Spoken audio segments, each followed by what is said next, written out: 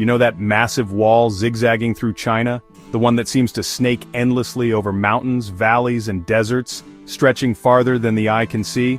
It's one of the most iconic landmarks on Earth, instantly recognizable and shrouded in mystery and legend. People often say you can see it from space, which, by the way, isn't really true. Astronauts have confirmed that the wall is actually very hard to spot from orbit with the naked eye.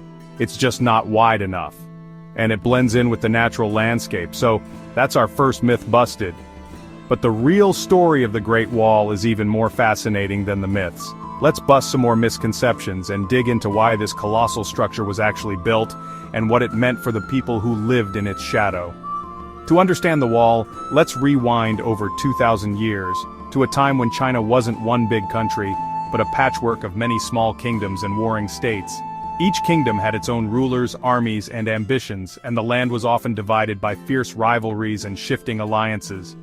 These kingdoms were constantly worried about invasions from northern tribes, especially the Mongols and Xiongnu, who were expert horse riders and raiders. These nomadic groups could strike quickly, plundering villages and disappearing back into the vast grasslands before anyone could catch them. The threat was real, and it kept the rulers of ancient China up at night. So, what did the rulers do?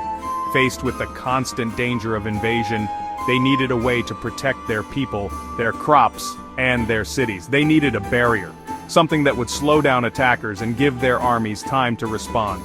They started building walls, lots of walls.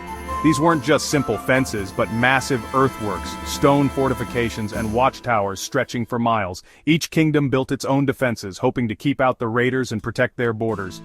Over time, as dynasties rose and fell, these walls were expanded, connected, and rebuilt. The Great Wall as we know it today is really a collection of many different walls, built by different dynasties over centuries. Some sections are made of tamped earth, others of brick and stone, and they stretch across deserts, mountains, and grasslands. The most famous sections? Those came during the Ming Dynasty, around the 15th century.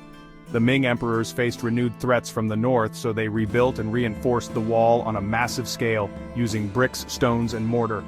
They added watchtowers, garrisons, and signaling systems, turning the wall into a formidable military defense. By then, the wall wasn't just about stopping armies, it became a living, breathing part of the empire, with soldiers stationed along its length, villages growing up nearby, and a network of roads and outposts supporting its defense. It also controlled trade, protected Silk Road travelers, and sent a clear message. This is China, we're strong, and we're staying put. The wall marked the edge of the empire, a line that said, beyond this you're not in China anymore.